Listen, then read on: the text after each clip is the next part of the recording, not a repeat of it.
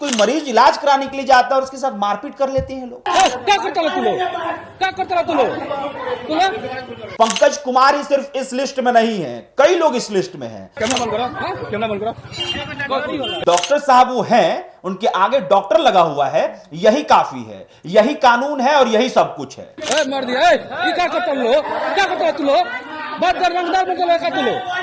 सरकारी अस्पताल में मौजूद उनके दलालों पर कोई कार्रवाई अभी तक क्यों नहीं की? दलालों पे कार्रवाई नहीं होगी। आप एम्स की खबर ले लीजिए, आप पीएमसीएच की खबर ले लीजिए, जहां मारपीट हो जाती है कि हाँ वाकई में हमारी जो सरकार है, हमारी जो व्यवस्थाएं हैं वो मर चुकी हैं। और सरकारी अस्पताल में एजेंट किस तरह से घूम रहे हैं, और एजेंट हर तरह के होते हैं। दवा काउंटर पे जाएगा, वहां नहीं मिलेगा तो उसके लिए भी एजेंट बैठा हुआ है, क्यों बताएगा चलो ना फलाना दुकान में से दवाइयां ले लो। सब कुछ के लिए एजेंट बैठा हुआ है। नमस्कार, आप देख रहे हैं देशवा न्यूज और मैं हूं आपके साथ अवंतिका सिंह। छपरा के एक चिकित्सक के दबंगई का वीडियो सामने आया है। जी हां, तो हम आपको बता दें कि धरती पर भगवान कहे जाने वाले डॉक्टर की दबंगई से परेशान उनके परिजनों के साथ मारपीट करते हुए ये वीडियो सोशल मीडिया पर काफी सुर्खियां बटोर रहा है। हम आपको बता दें कि दरअसल ये मामला बिहार के छपरा जिले का है, जहां पर एक डॉक्टर अपने प्राइवेट क्लिनिक पर आए मरीज के परिजनों के साथ मोटी रकम ना चुका पाने के कारण मुठभेड़ करते नजर आ रहे हैं। तो आज इसी संगीन विषय पर वार्ता करने के लिए हमारे साथ मौजूद है हमारे चैनल के सहयोगी अभिषेक जी। अभिषेक जी, इस विषय पर आपका क्या कहना है कि डॉक्टर का अपने मरीज के परिजनों के प्रति ऐसा व्यवहार कहाँ तक सही है? देखिए अवंतिका, आपने जिक्र किया कि अस्पताल में एक मरीज पहुंचता है और उसके साथ मारपीट हो जाती है।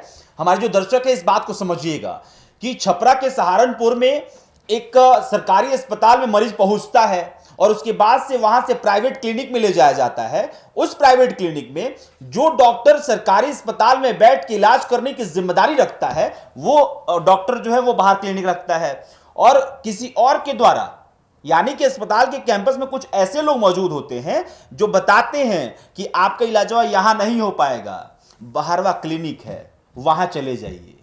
और वैसे जो दलाल हैं उनके द्वारा यह कहा जा रहा है कि जब वहां मरीज पहुंचता है प्राइवेट क्लिनिक पे तो वो पैसा नहीं दे पाता है, तो उसके साथ मारपीट होती है। ये आदत खराब माना चौधरी सरासर बेच देगा।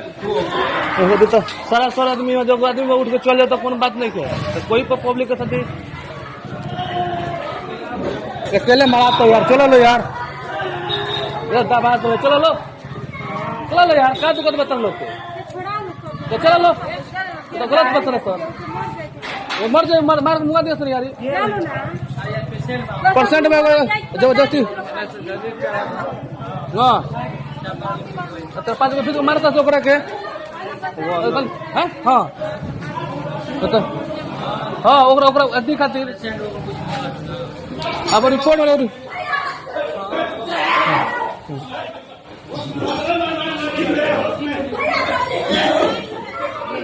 मर दिया, ये क्या करता है लोग? क्या करता है तू लोग? बात कर रंगदार बंद कर तू लोग। क्या करता है तू लोग? क्या करता है तू लोग? वो क्या करता है तू लोग? अच्छा करता है काम, वो पर रिपोर्ट में अच्छा काम करता है तू लोग। कैमरा बंद करो, कैमरा बंद करो।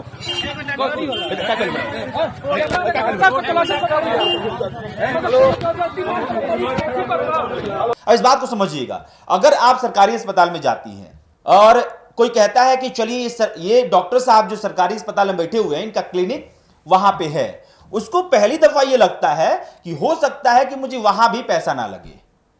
जी हाँ, माफी चाहूंगी आपको काटने के लिए, मगर ये गैर कानूनी है। अगर आप सरकारी अस्पताल में कार्यरत है तो आप अपना निजी क्लिनिक खोल नहीं सकते। अरे गैर कानूनी तो कुछ है ही नहीं डॉक्टर साहब के लिए। हमारी सरकार कर क्या रही है? डॉक्टर साहब के लिए गैर कानूनी कुछ भी नहीं है।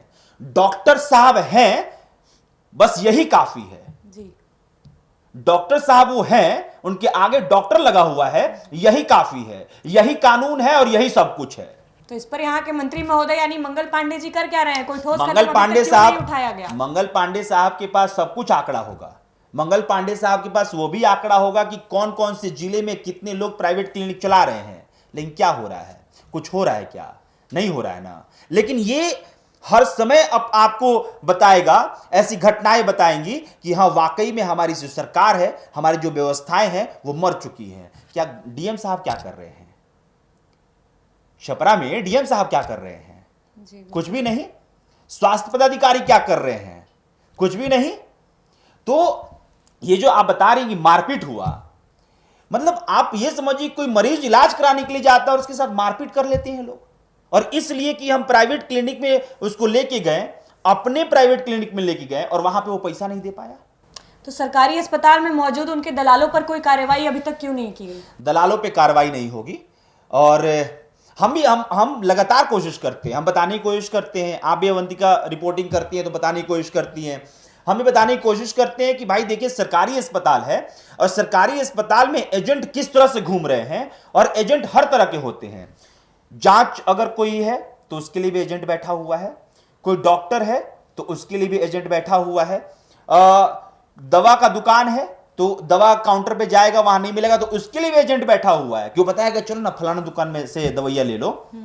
सब कुछ के लिए एजेंट बैठा हुआ है और सबको पता है। ऐसा नहीं है कि सिविल सर्जन साहब जो बैठे होते हैं हॉस्पिटल में उनको नहीं पता है, ऐसा नहीं है कि जो उपाधीक्षक बैठे होते हैं हॉस्पिटल में उनको नहीं पता है, तो उस पर कोई सबको पता कार्रवाई है। क्यों नहीं की जा रही है? क्योंकि इनको पता है कि जो मेरे आका है ना, इस बात से उनको फर्क नहीं पड़ता है। आका समझती है ना, जी बिल्कुल। जो सबसे ऊपर बैठे होते हैं, जिनकी निगरानी पे सब कुछ होता है, जिनकी जिम्मेदारी होती है कि गलत हो तो उसको रोक दिया जाए, उनको पता है। जो एजेंट और एजेंट के साथ जो डॉक्टर या फिर जो जांच लैब के जो लोग करते हैं, इन सबको पता है कि मेरे आका जो है ना कुछ भी नहीं करेंगे। पर इससे प्रभावित तो मरीज हो रहे हैं, उनका क्या?